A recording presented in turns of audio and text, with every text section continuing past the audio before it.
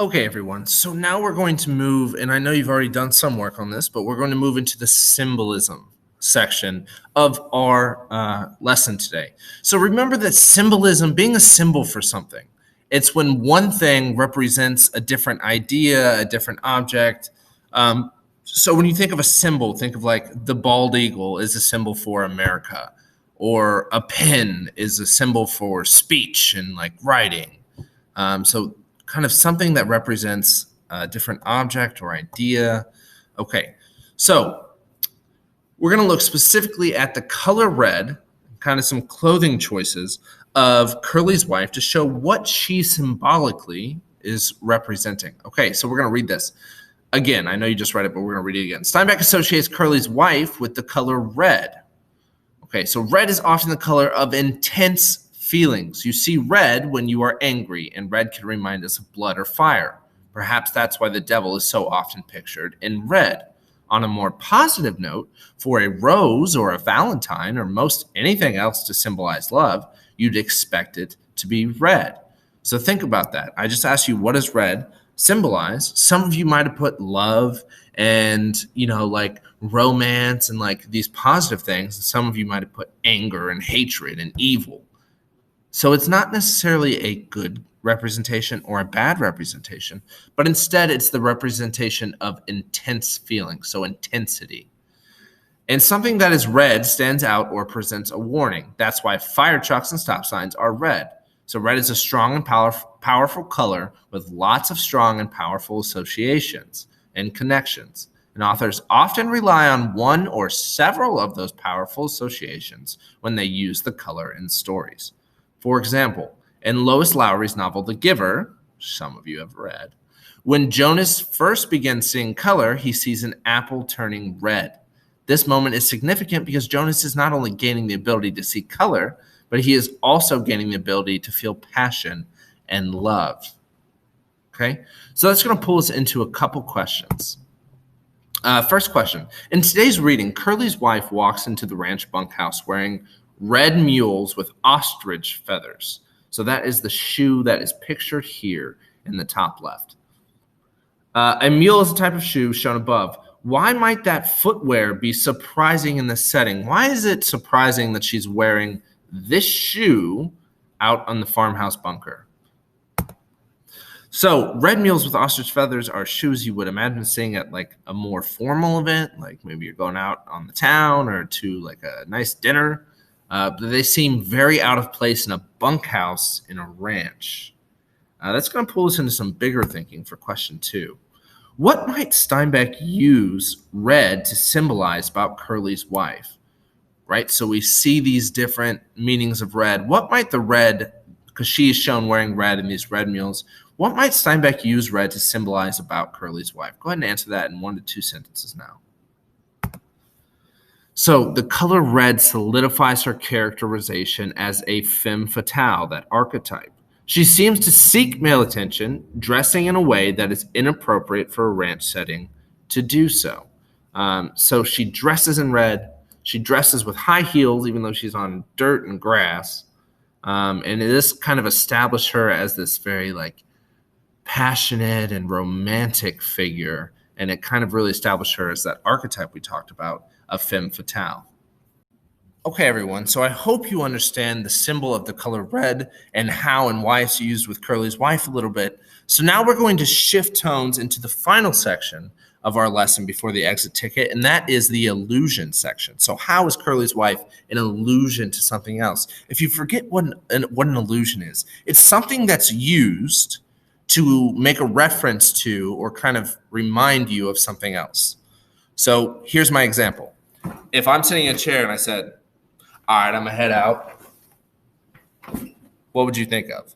You'd probably think of that SpongeBob meme. Hopefully you've seen it where he says, all right, I'm going to head out. That's an allusion. I'm making an allusion to that meme when I act that out, okay? So in the same way, we're going to be looking at what does Curly's wife, what is she an allusion to? What is she referencing when she's used in the novel?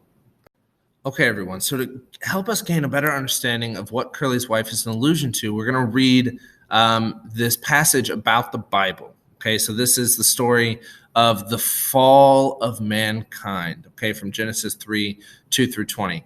Okay, so some context. As the book of Genesis continues, the first man and woman on earth, according to the Bible, Adam and Eve, are introduced. Genesis 3 explains how Eve is tricked by an evil serpent, snake, into disobeying God, bringing about mankind's original sin, the first sin of mankind. As we read, I want you to think specifically about Eve's role in the misdeed. I'll ask you some questions about this passage, and then we'll tie that back into some questions about the book, okay?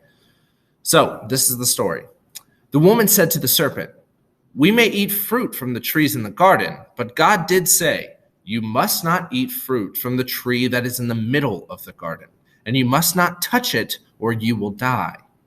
'You will certainly not die,' the serpent said to the woman, 'for God knows that when you eat from it, your eyes will be opened, and you will be like God, knowing good and evil.' When the woman saw that the fruit of the tree was good for food and pleasing to the eye, and also desirable for gaining wisdom, she took some and ate it. She also gave some to her husband, who was with her, and he ate it. Then the eyes of both of them were opened, and they realized that they were naked. So they sewed fig leaves together and made coverings for themselves." So if you're not clear what's going on, there's one tree that Adam and Eve are not supposed to eat from. And the serpent convinces Eve, the woman, to eat from the tree. So then Eve takes the fruit after she eats from it, and she gives it to her husband Adam, and he also eats from it. Then the man and his wife heard the sound of the Lord God as he was walking in the garden in the cool of the day, and they hid from God among the trees of the garden. But the Lord God called, "Where are you?" He answered, "I heard you in the garden, and I was afraid because I was naked, so I hid." God said, "Who told you that you were naked? Have you eaten from the tree that I told you not to eat from?" The man said, The woman you put here with me, she gave me some fruit from the tree, and I ate it." Then the Lord God said to the woman, "What is this you have done?" The woman said, "The serpent deceived me, and I ate it." Okay, so that's going to pull us into two questions about it. Who does Eve, so that's the woman, who does Eve blame for the sin? And who does Adam blame for the sin? Go ahead and answer that in 2 sentences now. So Eve blames the serpent. Eve says, "The serpent tricked me, that's why I ate it." However, Adam does not blame the serpent. Adam blames Eve. He says, "This woman that you put here with me, she gave it to me, and that's why I ate it." So that pulls us into question 2.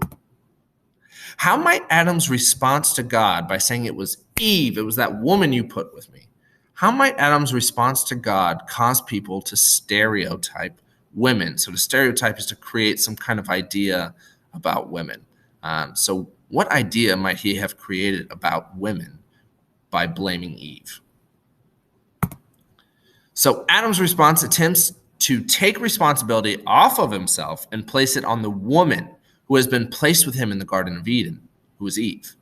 Even though they have both committed the same action, which is eating the fruit they're not supposed to, she is the one who initiated the misdeed, characterizing women somehow as evil or troublemakers.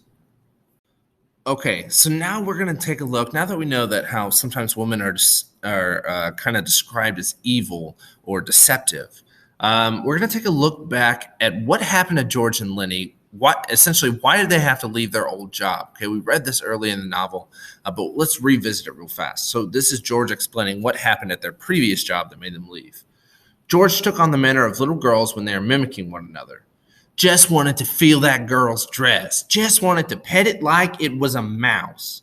Well, how the hell did she know you just wanted to feel her dress? So he's talking to Lenny. So Lenny just wanted to feel this girl's dress. She jerks back and you hold on like it was a mouse. She yells and we got to hide in an irrigation ditch all day with guys looking for us. And we got to sneak out in the dark and get out of the country. All the time, something like that.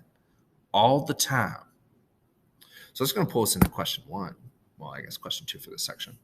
Why might George be anxious when he sees Curly's wife? So we see the story of what happens to Lenny in the past and why they had to leave their old job. So why might George be anxious when he sees Curly's wife? Okay, so George is anxious when he sees Curly's wife because he's reminded of the woman in Weed who Lenny attacked. So let me be clear. Lenny just wanted to feel this girl's dress because he likes soft things. He didn't want to cause her any harm. But when it scared her and she jerked back and tried to get away from Lenny, but Lenny just freaked out and panicked. And then that led to this whole bad situation. So when George sees Curly's wife, he's afraid that something similar could happen. So this concludes into question 3. On page 32, George derogatorily, that's our vocab word from yesterday, labels Curly's wife, so he calls Curly's wife jailbait, a rat trap, and poison. So answer this question. What might these terms reveal about George's attitude towards women? So George displays a distrustful and hateful attitude towards women by using these words. He suspects women will cause trouble for Lenny and him. Now let's pull that into the final question. This is a little abstract from what we're talking about, but I think it's an important question. Why might Steinbeck, that's the author of the novel, choose not to give Curly's wife a name? Let me tell you, throughout the entirety of this novel, you will never hear Curly's wife's name. She will always be called Curly's wife. Why do you think Steinbeck does that? You can take a guess. It's okay if you're wrong. So Steinbeck's choice makes Curly's wife a less developed, flatter character. She exists only in relationship to a man, her husband. She may have no name because in the novel she's just an object. The men view her as someone else's property. So if she had her own name, it would be like she was her own person. But the author Steinbeck intentionally makes it so that she doesn't have a name to show that people don't see her as a real person. They see her as an object, someone who is someone else's property, Curly's property. So you just have to now complete your exit ticket, which is going to be about archetype, symbol, and allusions of Curly's wife. I'm going to be looking at this heavily when I go to grade your assignment, so make sure you do the exit ticket really thoroughly. Good luck. See you tomorrow.